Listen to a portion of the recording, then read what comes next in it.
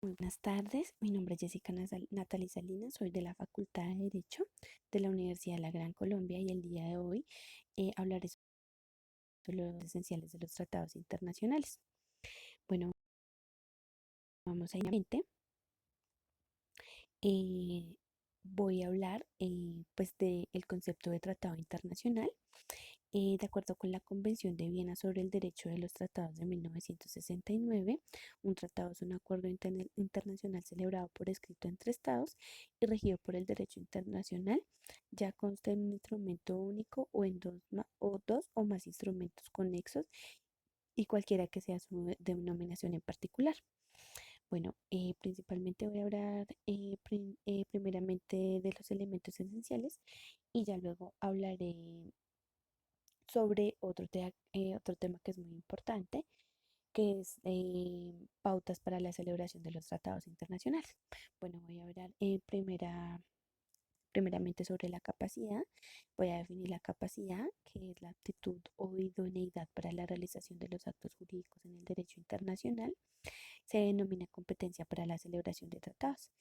En el artículo sexto de la Convención de Viena explica que todo Estado tiene capacidad para celebrar tratados y pues cabe aclarar que la ONU, sin ser Estado, también tiene capacidad para celebrar tratados. En segundo lugar, vamos a hablar del consentimiento. El consentimiento es una manifestación o declaración de la voluntad unilateral o bilateral por el cual una persona expresa su adhesión o aceptación a un acto jurídico. ¿Qué pasa?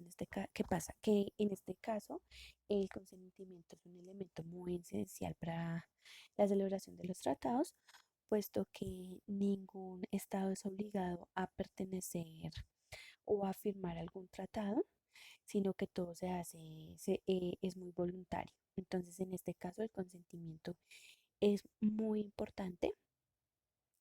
Pues se necesita que también haya una representación, un representante de Estado. Y en este caso, el artículo séptimo de la Convención de Viena estipula qué persona puede ser representante del Estado. Entonces, los voy a mencionar.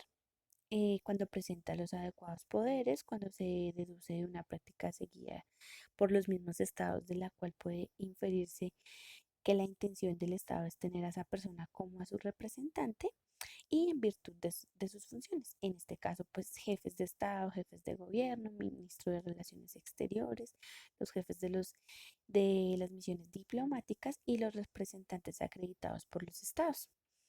Ahora bien, el artículo 11 de la Convención de Viena también estipula qué requisitos o cómo se manifiesta el consentimiento y en este caso pues se realiza cuando el tratado dispone de una de las formas mencionadas que tenga efecto, cuando haya constancia por cualquier modo han dispuesto pues de este consentimiento. Y el artículo 17 también de la Convención de Viena también estipula que el consentimiento de un Estado se emita solamente con respecto a parte de un tratado. También la posibilidad de que un Estado emita su consentimiento frente a una de las disposiciones diferentes que se le ofrecen de forma optativa y siempre que el tratado lo permita y cuando los demás Estados estén de acuerdo. Entonces, en este caso, pues la manifestación del consentimiento también pues presenta unas excepciones respecto al tratado, donde pues también tiene que pues estipular en qué está de acuerdo. Bueno, ahora vamos a hablar del objeto. Este también es uno de los requisitos esenciales para la existencia de los tratados y en este caso el tratado internacional como acto jurídico que siempre debe haber un objeto en el cual se precisan algunas características como su solicitud y su posibilidad. El objeto de un tratado que con él se persiguen, que son crear, modificar, extinguir o extinguir las relaciones jurídicas, donde una de las características del objeto es la posibilidad, la cual puede ser jurídica o física.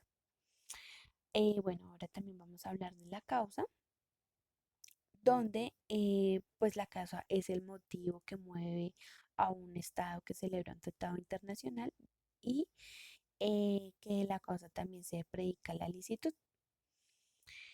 Bueno, ahora bien, vamos a hablar acerca de las pautas de la celebración de los tratados internacionales. Esto es muy importante porque estas pautas hay que seguirlas de forma pues taxativamente. Entonces, pues lo primero de lo que vamos a hablar es de la negociación. Eso es, digamos que el primer ítem, el primer paso, y la negociación es la manifestación de la voluntad de los estados que quieren celebrar un tratado internacional en cabeza de sus representantes. Es la exteriorización de los motivos, intereses y posiciones. También constituye la negociación de todas las propuestas, contrapropuestas y discusiones. Es decir, en este caso, la negociación, digamos, cuando se va a celebrar un tratado, entonces en este caso, pues, es donde, bueno, dice, yo quiero, pues, entrar en el tratado. Sin embargo, pues tengo ciertas inquietudes o tengo ciertas pautas de las cuales yo quisiera, pues, participar. Entonces, por esta razón, el primer ítem es la negociación. Bueno, el siguiente ítem es la adopción del texto, que es la manifestación. Esto adoptado es el convenio. Entonces, según el artículo 9 de la Convención de Viena, se realiza de la siguiente forma: por consentimiento de todos los estados en la elaboración y por el voto de la mayoría de 2/3 de los estados presentes y votantes. Y la autenticación del texto, que es el siguiente paso, donde esta expresión significa que el texto queda establecido como auténtico y definitivo. La autenticación es un acto jurídico que da fe de la veracidad del texto adoptado. Y esta se hace de la siguiente manera.